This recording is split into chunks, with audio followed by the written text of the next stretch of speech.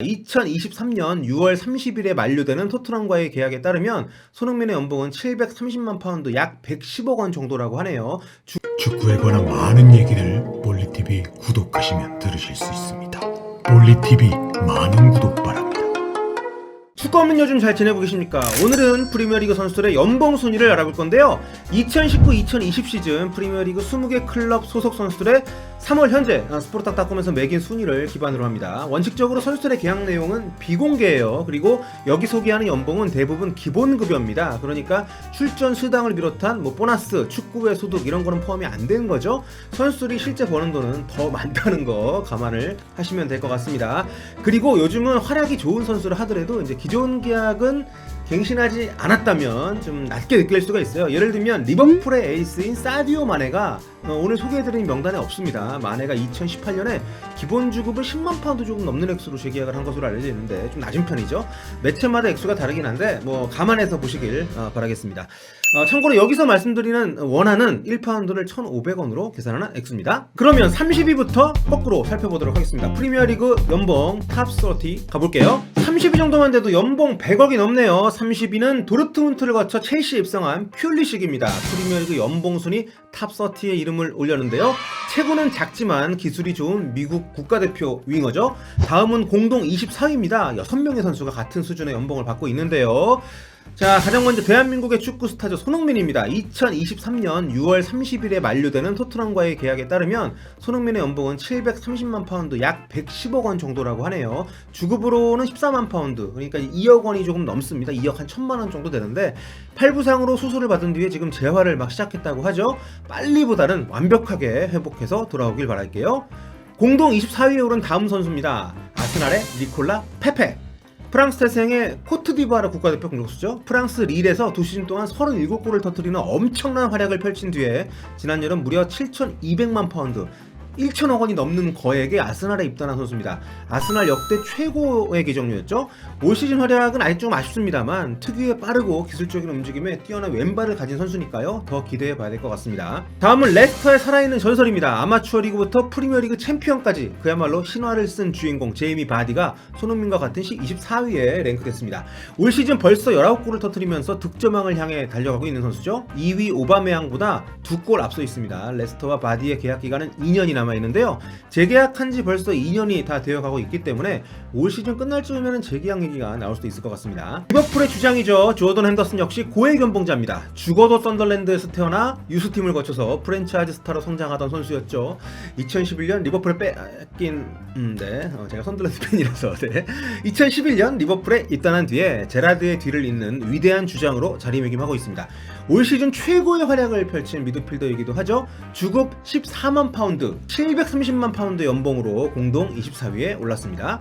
다음은 핸더슨의 팀 동료입니다. 제임스 밀러 역시 같은 주급으로 24위를 기록했습니다. 리즈 유나이티드 시절에 웨인 루니가 갖고 있던 프리미어리그 최연소 데뷔골 기록을 갈아치웠던 밀러인데요. 와, 그게 벌써 한 18년, 17년, 16년? 되게 오래됐죠? 이후 뉴캐슬, 에스턴 빌라, 맨시티 등을 거쳐서 2015년에 리버풀에 왔습니다. 풀백, 윙백, 중앙 미드필더, 전천후로 활약하는 베테랑이죠. 모든 감독들이 아끼지 않을 수 없는 그런 선수입니다. 석 달 전에 리버풀과 재계약을 맺었어요. 연봉이 좀 인상이 됐습니다.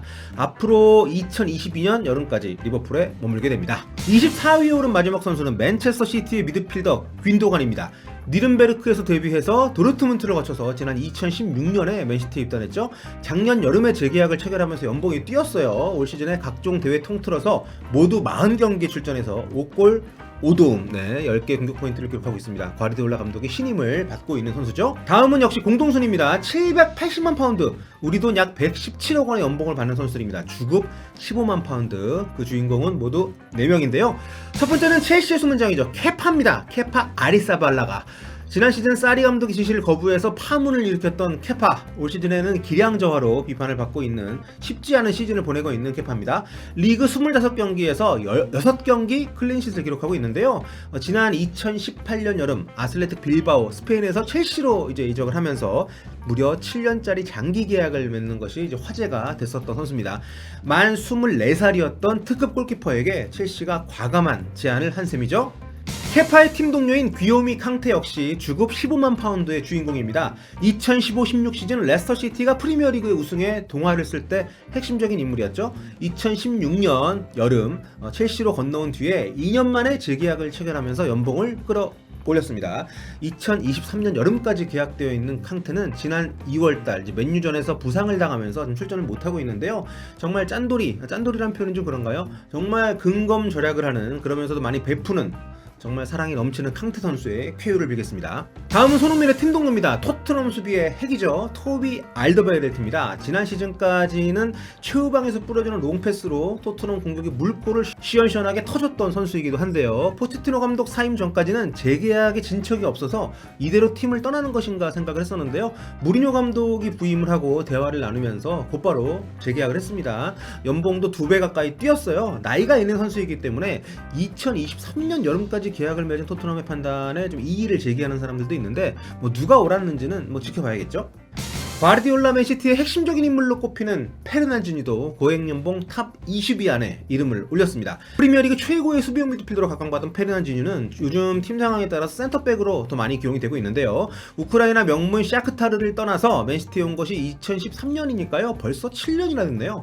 지난 1월달에 재계약을 맺었습니다. 페르난지니 연봉 780만 파운드, 117억 원인데요.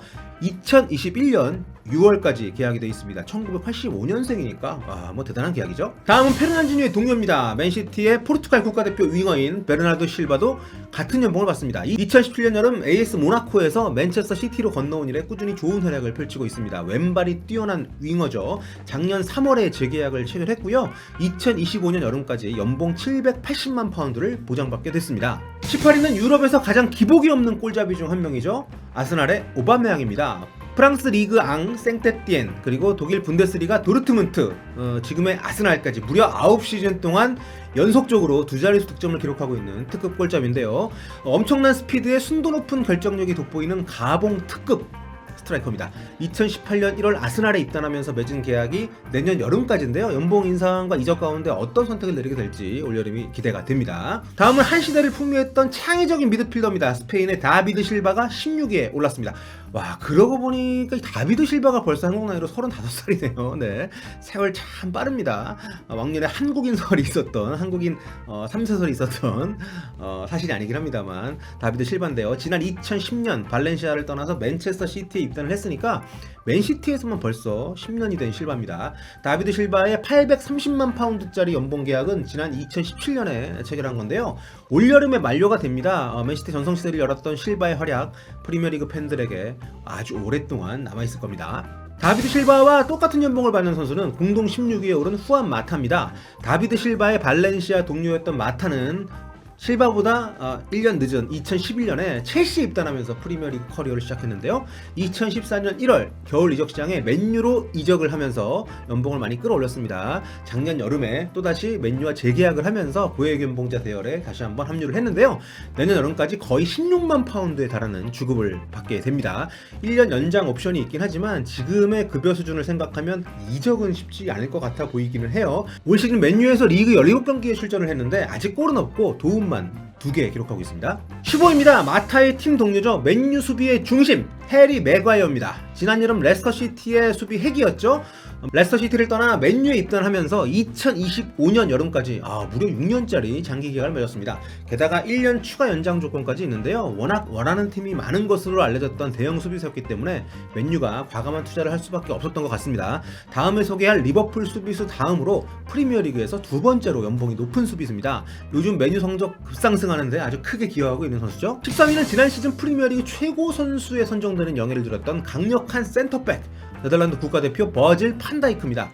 맥과이어보다 연봉이 10만 파운드 더 많은 걸로 조사가 됐네요. 일주일에 16만 5천만 파운드, 주급으로 따지면 2억 5천만 원 정도를 받습니다. 2018년 1월 사우스햄턴에서 건너온 뒤에 아직 재계약을 하지 않은 상태인데요. 각종 수당을 따로 받고 있긴 합니다만 그래도 이름값에 비하면 기본급여가 좀 높은 것은 아니죠.